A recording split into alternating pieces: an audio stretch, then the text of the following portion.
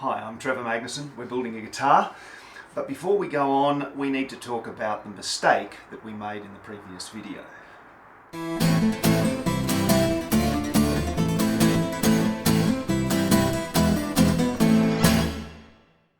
My Solera molds have a slot cut near the neck joint where the end of the cutaway piece fits in and is held securely. In our guitar, that piece has been trimmed too short and does not extend into the slot, hence this nonsense with turnbuckle clamps. Now, my Solera molds, the steam bending molds and the laminating molds all have the same shape, so how did I get it wrong? My theory is that when I removed the cutaway sides from the laminating mold to break the joint that may have been caused by squeeze out, I did it while the glue was not fully hardened, and some spring back occurred. The two layers slid against each other a microscopic amount, and that spring back was later cemented in place as the glue fully cured. What have I done about it? I have updated my process. Firstly, when cutting the cutaway end, add 5mm because we can always trim it back later. But most importantly, when removing the sides from the mold to break squeeze out joint, we immediately replace it in the mold and clamp the cutaway as tight as possible and leave it for 24 hours. That should prevent this sort of thing happening in future. Learning in action. The first step is to fit the neck block that we created in an earlier episode, because it doesn't fit right now. What we're going to have to do first is to cut off a triangular wedge from the side that sits against the inside of the cutaway. Firstly, so that the angle is right, but secondly, so that the slot that we have for the neck tongue is centered with the center of the mold. We will then have to sand the inside of that a little bit concave to match this curve here. We will also have to sand this part that nestles against the bout, just the tiniest beginning of that curve. And finally, we will have to cut off another triangular wedge that corresponds to the sloping back coming down to the heel.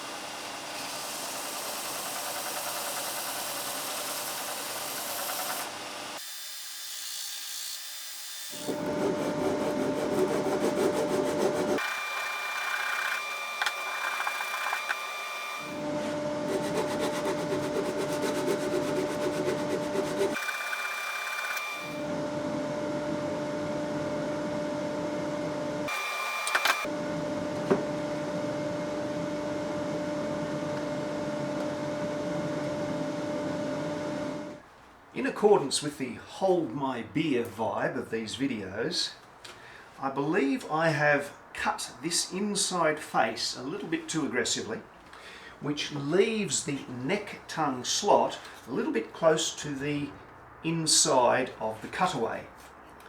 If we were to glue this up, that may mean we'd have to shave the underside of the neck a little bit more than I'd want. So I have cut myself a 1mm piece of Taz oak, which I am going to use to shim this face, which will center that slot up nicely.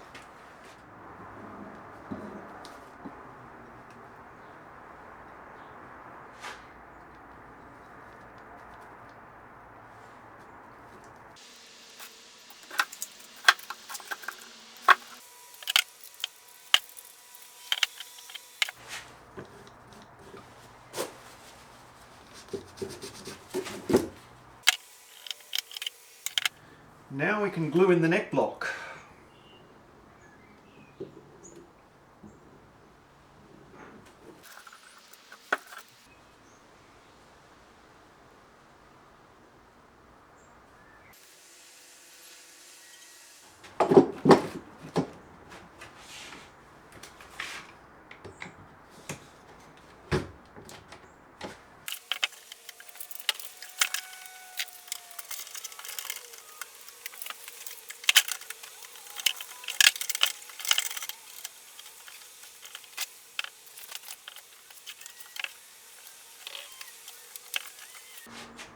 That two-way clamping is going to give us a good join on each side.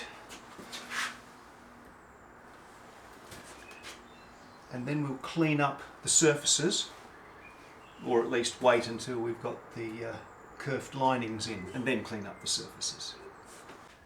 If you remember the very first video in this series, we made the access port and cover.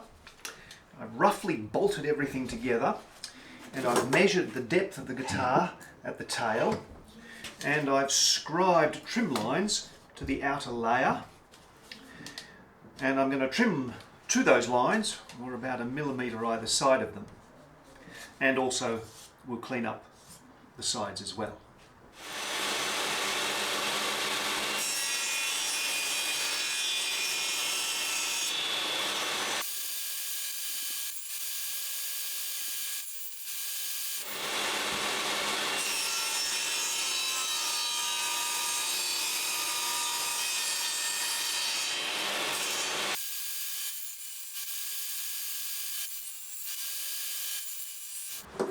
I've marked the centre, top and bottom of the two layers of the access port, and I've done the same on the guitar.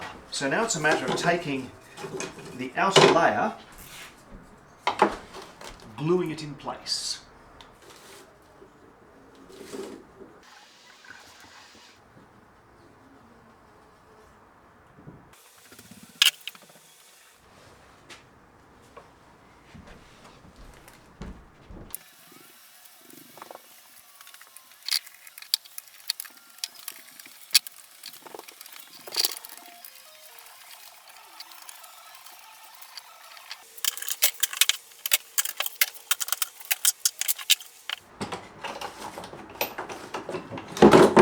Let's set this little one free.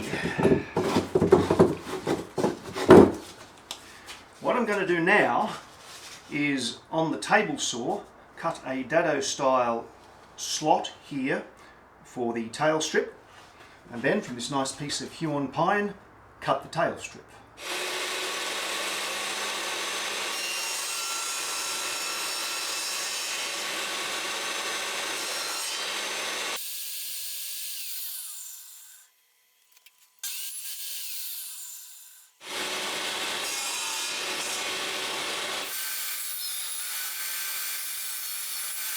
While you were not watching, I finessed the width of this so that it fits into the slot firmly but not too tightly. So now we will glue it in. Not too concerned about glue in the middle because we're going to be removing all of that.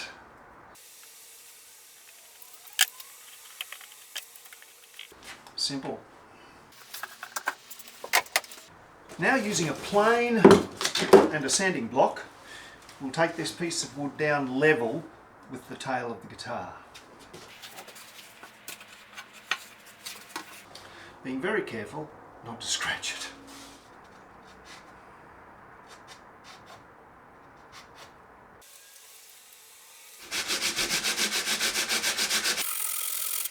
Next few steps might seem a little bit hairy.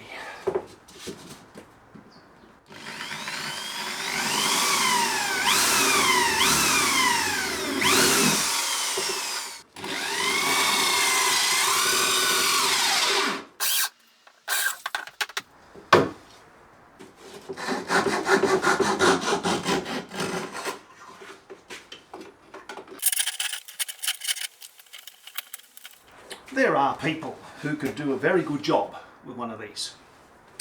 I am not one of those people, so I am going to use a flush cut router bit where the wheel guides against the inside of the access port layer that we've just glued in.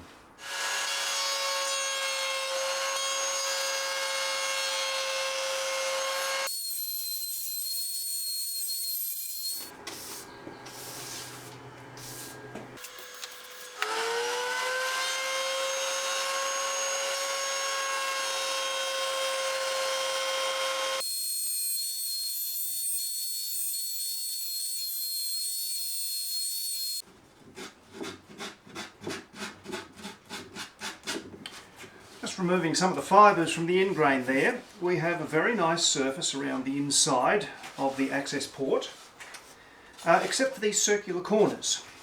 So to fix that, we're going to be using this. The most useful saw in the world. And we're also going to be using this. If you don't have a Shinto, you don't have a shop. And we're also going to be using this. It's just a normal file. Great care must be taken, because you can always take more wood off, but you can never put any back. You know, I've used those two guys in the past, but I'm getting pretty good results here just using a plain old rectangular file. Take it a bit slower, get a bit of a notch in there, and then just work it outward and downward until it's flush with the other two sides. This is something that you can definitely afford to take slowly.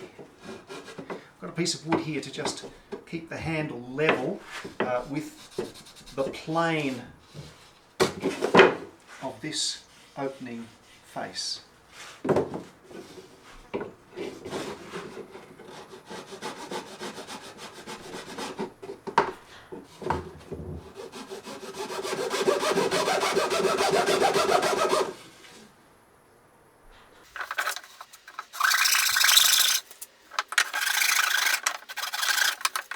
I've updated my notes so that when squaring out the corners of the access port, I use just a plain old rectangular file. It's much safer and more manageable. The next step is to laminate the inside layer of the access port using the door to align the two layers, and then popping out the door after clamping so that it doesn't get stuck in place. The problem is that there's been a little bit of spring back on this piece, and these two guys have a disagreement as to what the correct curvature at the tail is. But they're very accommodating. They say, hey, I'll meet you halfway, bro. The problem then is that and this now have a disagreement, and nobody's going to compromise. So I have to sand away a little bit here and here and here and here, and sand away a little bit here. It's not good. So this time I'm going to try laminating this in a layer using the Solera mold. But that's going to make it impossible to pop out the door once we've clamped. So to solve that problem, I'm going to use these candles and rub it on all of the areas on which glue, squeeze out glue, might be likely to get.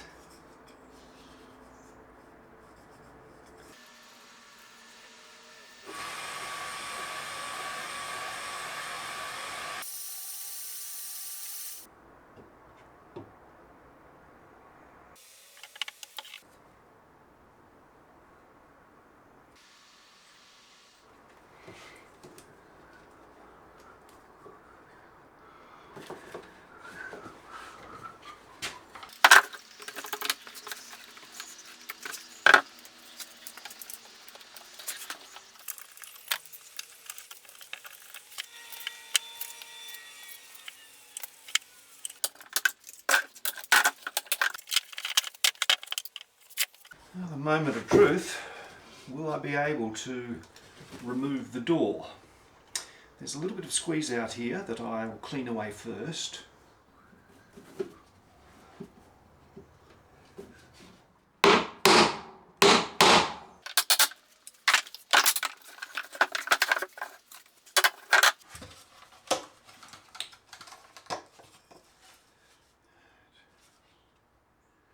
There's no damage, but it did not release as easy as I had hoped.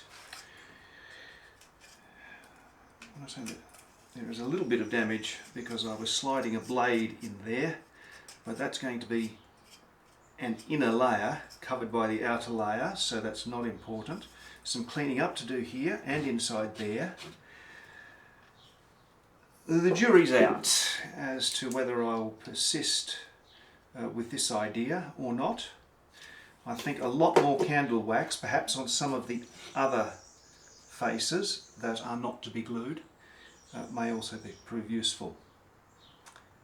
Anyway, I'll clean up a bit of this mess, and then we'll move on with the next step.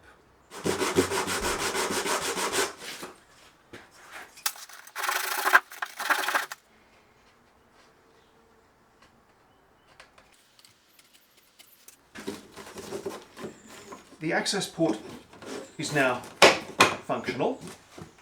The only damage is very, very minor and will only be seen when the access port cover is removed. However, it's not desirable. So next time I think I will first of all try to fix the curve of that inner layer of the access port frame. And if I do need to do what we did today, I will put a lot more candle wax, not only on the cover itself, but on every surface on the inside that is not going to see glue or finish. Learning in action again.